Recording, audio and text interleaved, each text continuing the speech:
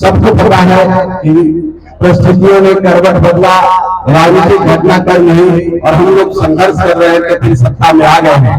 लेकिन हमको सत्ता मिली है, इसमें हम लोग को शांत नहीं बैठना है, क्योंकि हम लोग की मंजिल कहीं और है। उस मंजिल तक पहुंचना है, और वो मंजिल है गरीबों की आवाज बनना।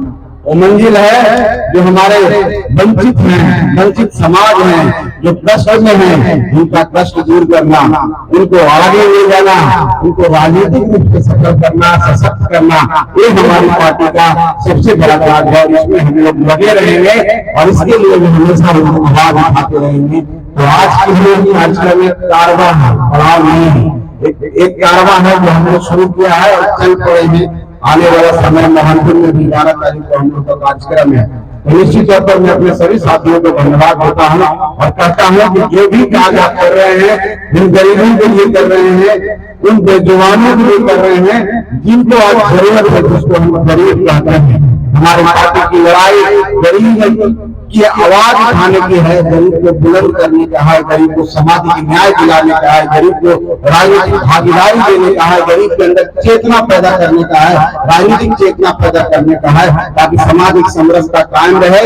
जो विकास का जो राशि होती है, विकास का जो हकदार होते हैं, उनको सही तरीके से मिलना चाहिए, न्याय होना चाहिए, उनको हर जगह समानता का अधिकार मिलना चाहिए। इसी आवाज के लिए, इसी लड़ाई लड़ने के लिए हम चलता है। और इस माध्यम से हम हर एक विभिन्न माध्यमों से पार्टी के द्वारा एक मंच के माध्यम से, यात्रा के माध्यम से, चाहे और हर किसी माध्यम से हम लोगों के बीच में रहते हैं। तो हम लोग के लिए सौभाग्य की बात है।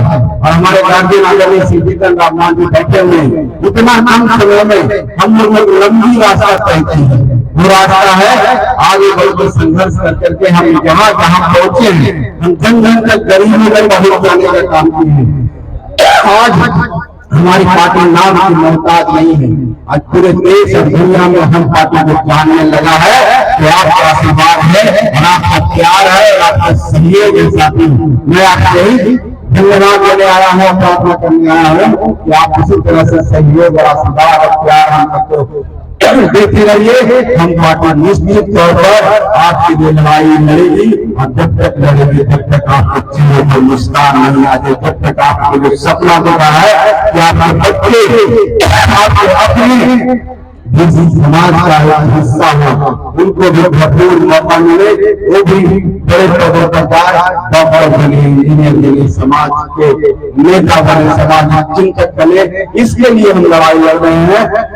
हम समझते हैं अभी हम 10% सफल हुए हैं, अभी बहुत ज्यादा हम सफल नहीं है। लड़ाई बहुत लंबी है, ये लड़ाई बहुत कठिन है और इस पर हमको चलना है।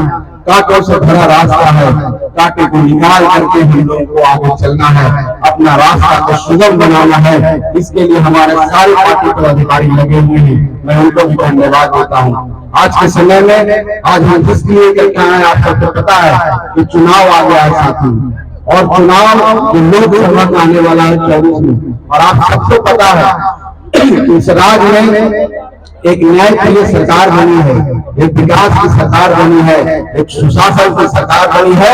इसका नेतृत्व आदरणीय श्री जीतन राम मांझी जी, इसका नेतृत्व श्री माननीय मुख्यमंत्री श्री नीतीश कुमार जी, और उनके संरक्षण में हो रहा है। जो देश के प्रधानमंत्री है यशस्वी नरेंद्र मोदी जी, जो हमारे आदरणीय प्रधानमंत्री, उनके संरक्षण में। तो जब ऊपर में इतना बड़ा हाथ हो, नीचे में कुशल लोग हो, तो हम नहीं समझते बिहार को कोई आगे जाने से रोक सकता है। हम निश्चित तौर पर थोड़ा ठहर गए महागठबंधन की सरकार में, एक ऐसी सरकार जो गरीबों के अहित करती है, ऐसी सरकार जो गरीबों की जमीन हड़प जाती है, ऐसी सरकार जो आए दिन गरीबों के ऊपर अत्याचार करती है। एक ऐसी सरकार हम लोग फंसे हुए थे, हम लोग वहां से निकले हैं और एक सुशासन की सरकार, एक शांतिप्रिय सरकार बहाली है। तो निश्चित तौर पर पार्टी का जो लोकसभा का चुनाव है, हम पार्टी यहाँ लड़ना चाहते हैं, लेकिन ये तो निश्चित लड़ेगा। और हम पार्टी का कोई भी कार्यकर्ता यहाँ चुनाव लड़ेगा अगर हम पार्टी के खातों में सीट आई। और मुझे पूरा विश्वास है, हम तो संघर्ष कर रहे थे, अकेले कर रहे थे, लेकिन हमको तो इतना बड़ा बड़ा हाथ मिल गया, हमको तो एनडीए में साथ मिल गया। जब हम अकेले ही लड़ रहे थे और आप हमारा साथ दे रहे थे, तब तो सबका साथ मिल गया, श्री राम जी का भी साथ मिल गया। तब तो कुछ करना ही नहीं है, अब तो कुछ सोचना ही नहीं है जीवन का। जो भी राज करता है यहाँ से चुनाव लड़ेगा, मुझे पूरा पता है 3 लाख से ज्यादा वोट से गया से विजय हो जाएगा। और गया ही क्यों, बिहार में 40 सीट है, कोई माइकल नहीं है जीत सकता है। 40 से नरेंद्र मोदी हो जाएगा। विषय नहीं है हमारे लिए, विषय है हम कैसे अपने गरीब भाइयों की चीजों पर मुस्कान आएंगे, कैसे अपने गरीब भाइयों को आगे करेंगे, कैसे अपने गरीब भाइयों को कहेंगे मंच आपका है, वो पार्टी आपकी है, आप बोले और अपना आपकी आवाज करोगे सुनाए गए, आपके करे नहीं, आपके कोई नहीं करे, आपके ये सोचे या कम समझे कि आप गरीब है, आप कमजोर है और कोई आपकी आवाज को दबा पाता है। हमने यही काम किया है, इसलिए आपके पीछे पीछे नारायण गांधी जिला अध्यक्ष बोल रहे हैं, शंकर गांधी बोल रहे हैं, और मनलाल गांधी को मौका नहीं मिला, बहुत बोल रहे हैं। ऐसे संगीत लोग हैं मंच पर इतनी तेज बोल सकते हैं कि दूरी तक आवाज चाहिए। यही पार्टी का लाल चाचा, यही पार्टी का हमारी विचारधारा थी कि गरीबी के बाद बने, और अभी हम पूरी सफल नहीं हुए हैं।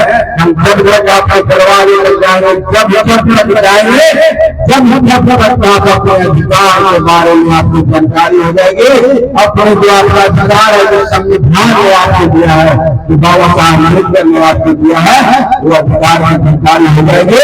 और इसके बाद इस अधिकार को आप लेना भी जान जाएंगे, तब तक हम नहीं बैठेगा, तब तक सतत हम चलता रहेगा और इस तरह का ध्यान छेड़ता रहेगा, इस तरह का कार्यक्रम करता रहेगा। तो कारवां चल चुका है और कारवां को रोक नहीं सकता, किसी में दम नहीं है कि हमने जो सफर शुरू किया है उसमें जो बुरा बना दे, इसी के लिए क्योंकि गरीबी का साथ हमके साथ है, और जब गरीब एक साथ हो जाता है तो गरीब के पास कोई शक्ति होती है,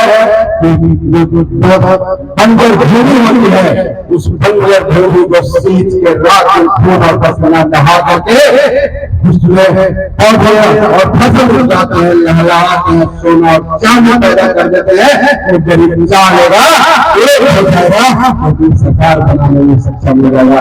इसीलिए हम चल पड़ा है और हम आप सबको जागरूक करने आया है। चलिए, बहुत बहुत धन्यवाद, ज्यादा नहीं बोलेंगे।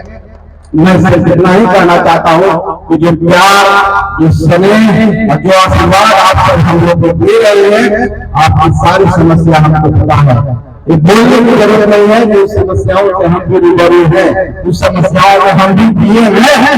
एक संतोष मांझी मंत्री बन गया, लेकिन संतोष मांझी के मामा, चाचा, परिवार के बहुत सदस्य आप जैसे हैं, वो हमारे पास जैसे आप अर्जी लेके आते हैं, क्या क्या समस्या है, नई गली का समस्या है, क्या समस्या है, आपकी जमीन है, खर्चा आपके नाम से कट रहा है, लेकिन आपका उस पर हक नहीं है, आपको आवाज नहीं मिला है, आपको झूठे मुकदमे में फंसा दिया जाता है, आप पर अत्याचार होता है और आपको थाने में इस तरह का केस दिया जाता है। तो मैं इस मंच के माध्यम से कहना चाहता हूँ कि हम की सरकार आ चुकी है, अब ऐसा जो भी रहेगा उसको हम नहीं बचेगा, हम नहीं बचेगा, हम आपके साथ है। आपको बुलंद नहीं है, आपकी आवाज को बुलंद होकर रहना चाहिए और बुलंदी से रहना चाहिए और इस तरह से रहना चाहिए जितना हक तुम्हारा है उतना हक हमारा है।